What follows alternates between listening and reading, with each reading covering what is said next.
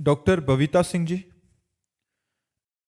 महाराज जी आप कह रहे हैं कि आप एक महाविद्यालय के प्रधानाचार्य हैं। महाराज जी आप कह रहे हैं कि आज बहुत सारे युवा पीढ़ी जो कॉलेज आदि में पढ़ती है, महाराज जी वो किस तरह मतलब अध्यात्म ज्ञान से जुड़कर आगे बढ़ सकती है, क्योंकि आजकल आधुनिक शिक्षाएं। हाँ, है बहुत बड़ी समस्या और इसका समाधान अकेले से नहीं हो सकता है।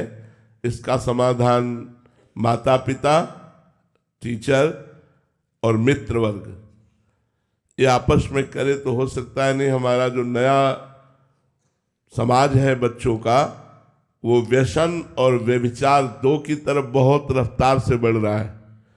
बच्चों में नशा बढ़ रहा है और व्यभिचार बढ़ रहा है। ये जब तक नष्ट नहीं होगा तब तक ना तो लौकिक उन्नति सही हो पाएगी और ना आध्यात्मिक उन्नति। हमें आज वो आए हुए थे कई टीचरगण, तो उनसे प्रार्थना की थी कि आप गुरु हैं, आप शिक्षक हैं, आप हमारे समाज को नया जीवन देते हैं ज्ञान के द्वारा, तो आप हमारे बच्चों को बचा लीजिए। जो हमारे बच्चे व्यसन में जा रहे हैं, व्यभिचार में जा रहे हैं, अगर ये दो बातें सुधर जाए तो हमारी नई पीढ़ी जो भारत के भविष्य है ये बहुत अच्छे हो जाए। छोटे छोटे बच्चे हस्त मैथुन का शिकार हो रहे, छोटे छोटे बच्चे हुक, गांजा, भांग और ड्रग्स इन सब बातों में जा रहे, गर्लफ्रेंड, बॉयफ्रेंड, इन सब बातों, ये बहुत मलिनता छाती चले। जिस समय हमें अपने मन को एकाग्र करके पढ़ाई में लगाना है, विनयी बनना है, उत्तम विचार वाले बनना है, उसी समय अधम विचार और उद्दंडता हमारे अंदर आ जाती है। बच्चे माता पिता से कहते तुम अपने को देखो, हम अपने को संभाल लेंगे। जहाँ विद्या विनयम ददाति वहाँ अविनय, वहाँ उद्दंडता। तो इसलिए माता पिता भी सहयोग करें, अपने बच्चों स्वयं धर्म से चलें और अपने बच्चों को आध्यात्मिक शिक्षा दें। और टीचरों को भी चाहिए, वहाँ हमने प्रार्थना की कि चाहे 5 मिनट चाहिए संतों के उपदेश बच्चों को सुनाया जाए। ब्रह्मचर्य पर मन को कैसे वश में रखें, आप चिंतायुक्त हैं तो कैसे बचें, आपका गलत संग क्या हो सकता है, ये जानकारियां उनको प्रस्तुत की जाए। आपसे अगर कोई ऐसे मिल रहा है तो गलत है, आपसे कोई ऐसे मिल रहा है तो अच्छा है, अगर इस तरह का व्यवहार कर रहा है तो गलत है, इन गलत बातों से तुम्हें बचना चाहिए। तो बच्चों को जो गुरुजन है, टीचर जन है, आध्यात्मिक शिक्षा दे।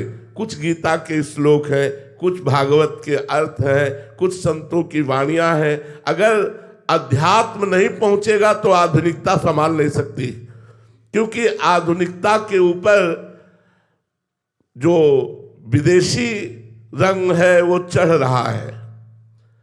जवाने नहीं समझ में आते कि जवान क्या है। गांव में 10-20 तो ऐसे होते थे जो कुश्ती लड़ने वाले होते थे। क्यों? खूब दूध, मठा, दही, रोटी, दाल ये सब पाते थे। आजकल आधुनिकता फैल रही, भोजन अपवित्र, विचार अपवित्र, चरित्र अपवित्र। कैसे हमारी समाज बनेगी, कैसे सुधरेगा? अगर चरित्र पवित्र है तो सब कुछ चला गया, क्या रह गया? छोटे छोटे बच्चे छोटी अवस्था से उनको चरित्रवान बनाने की शिक्षा देनी चाहिए। ये भारत है, भारत धर्म प्रधान देश है, यहाँ चरित्रवानों की पूजा होती है, चरित्रहीनों को राक्षस कहा गया। रावण उत्तम कुल पुलस्त कर नाती, बड़े महात्मा पुलस्त जी का नाती है, उत्तम कुल का, ब्रह्म ऋषि के कुल का है, लेकिन आचरणहीन हो गया, चरित्रहीन हो गया तो उसे राक्षस कहा गया। आज राक्षसी प्रवृत्ति बढ़ रही है।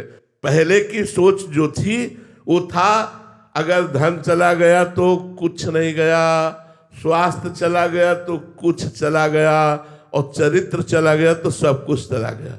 Money is lost, nothing is lost, health is lost, something is lost, और character is lost, everything is. अब उल्टा मानसिकता देखो कैसी बदल गई कि उल्टा हो गया, पूरा उल्टा हो गया। चरित्र का कोई महत्व नहीं रह पा रहा कि हमारा चरित्र कैसा होना चाहिए। आज छोटे छोटे बच्चों के चरित्र पवित्र हो रहे, व्यसन और व्यभिचार की प्रवृत्तियां बढ़ रही। जो भी आते हैं हम सबसे यही प्रार्थना करते हैं कि आप अपने बच्चों को ऐसा बनाइए कि हमारे देश के काम में आवे, हमारे समाज के काम में आवे। ये व्यसन करने वाला, समाज का शोषण करने वाला बच्चा बनेगा जब इसे पैसा चाहिए तो ये चोरी करेगा, ये अपने माता पिता की हिंसा कर देगा, ये अपने पूज्य जनों के साथ छल कपट करेगा, इसे सुधारिए।